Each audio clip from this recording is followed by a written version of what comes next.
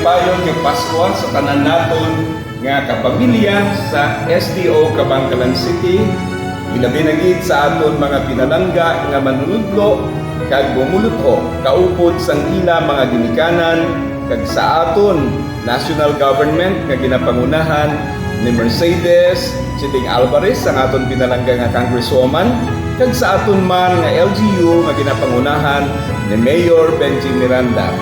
Kabay pa nga ang Pasko nga ini magahatag sa aton sang kalipayan kag kabuganaan.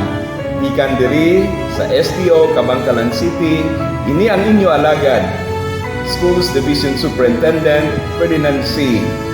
Sa liwat, nagatamyaw, Merry Christmas to one and all.